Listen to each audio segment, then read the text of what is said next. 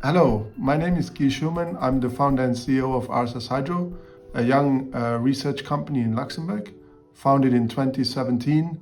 We focus a lot on flooding, and in 2019 actually we had the great opportunity to be involved in a challenge that we now know as World Floods. And of course the biggest challenge still being difficulties in interpreting optical imagery because floodwaters naturally do not look blue. They look kind of brownish because of the big sediment loads during floods. This is still a fairly big challenge using more traditional based image processing techniques.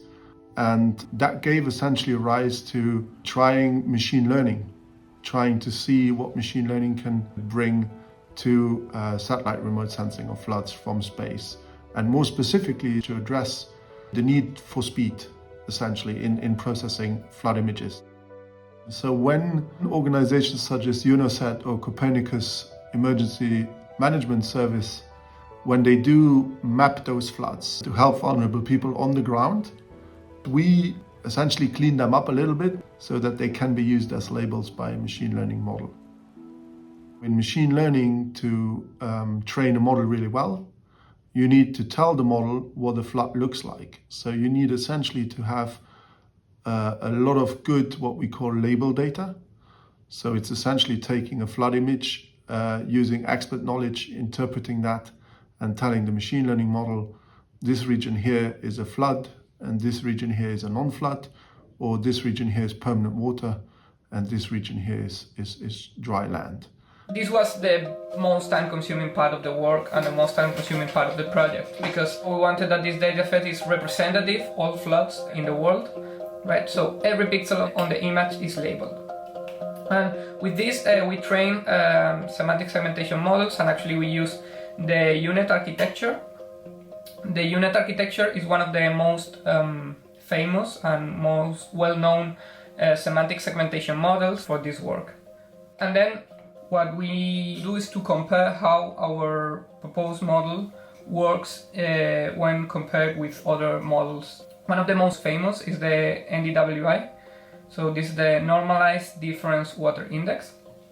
So this index is simply a combination of the green channel of your Sentinel-2 image minus the near-infrared channel and divided by the sum of these channels.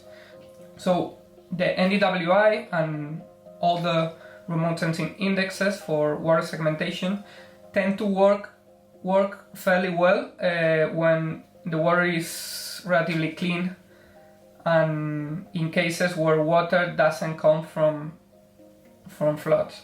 However, what we have seen is that in places where the water has debris, the water has pollutants, what we see is that the NDWI is not very reliable. So for example, what we could see here, this image comes from a flood in Italy that happened in 2017, specifically in Sicily. This is a case where NDWI and other spectral indexes struggled.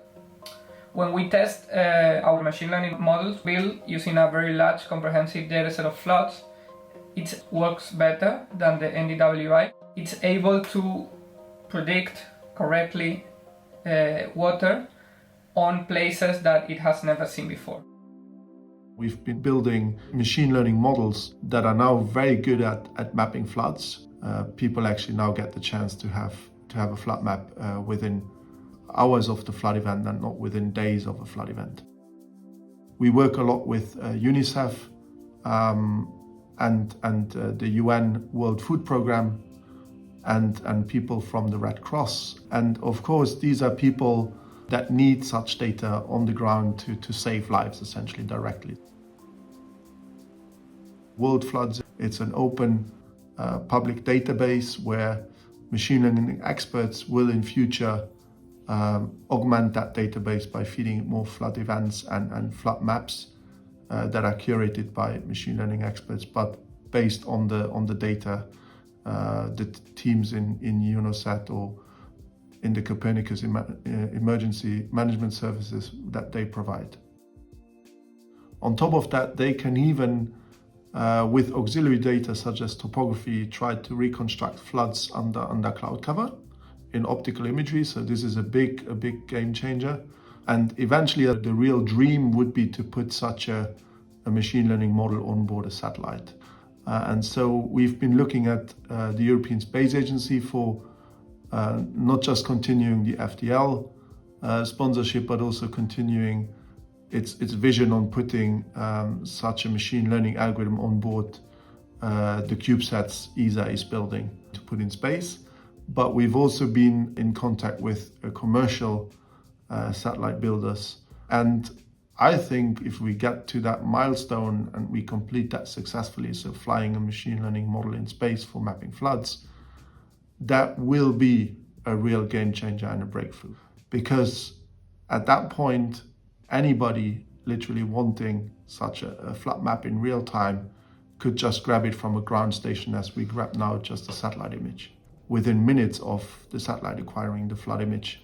Because if you've done that, you could easily imagine that another thing would be to build a mobile app that could immediately from the satellite take that flood map and ingest it into an application on your phone that would guide you through the person or through the village in need of rescue.